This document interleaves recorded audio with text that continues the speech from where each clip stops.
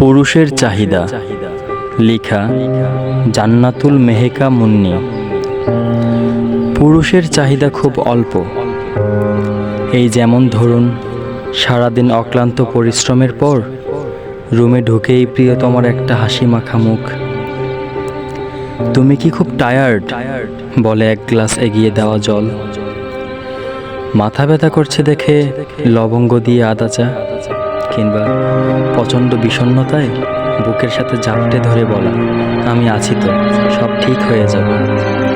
হেরে গেলে একটা হাসি দিয়ে পুরুষের কাঁধে ভরসার হাতটি রেখে বলা, আমরা আবার চেষ্টা করব, এভাবে ভেঙে পড়ো না। একটু পছন্দের খাবার ভালোবেসে রান্না করে দিয়ে এই পুরুষকে কিনে নেওয়া যায়। পুরুষ কখনো আবদার করে না, বলে না একটা সাদা শার্ট পছন্দ হয়েছে, কিনে দিবা।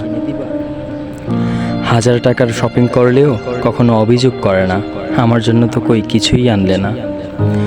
পুরুষ পরিশ্রম করে উপার্জন করা অর্থ নির্দ্বিধায় পরিবারের পিছনে খরচ করে ফেলে, কখনো বলে না আমি ক্লান্ত। অথচ স্বামী অসুস্থ হওয়ায় সংসারের হাল যদি কোনো নারী ধরেছে, সে সংসারের শান্তি উদাও হয়ে যায়। পুরুষের মতো নিঃস্বার্থভাবে ভালো নারীও কোনোদিন বাঁচতে পারে নাই। সন্তান মায়ের যত প্রশংসা করে, এমন যদি পুরুষের করত, আমি নিশ্চিত নারী এতদিনে রাজপথে নেমে যেত। অথচ নারীর প্রশংসায় পুরুষের কোনো অভিযোগ নেই।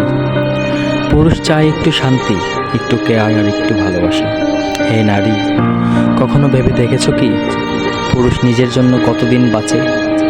যে পুরুষ পরিবার প্রিয়জনের পিছনে জীবনের সবটুকু সময় ব্যয় করে দেয়, তোমার সকল দিক খেয়াল রাখে, সেই পুরুষের একটু চাওয়া মনে হয় পূরণ করাই যায়।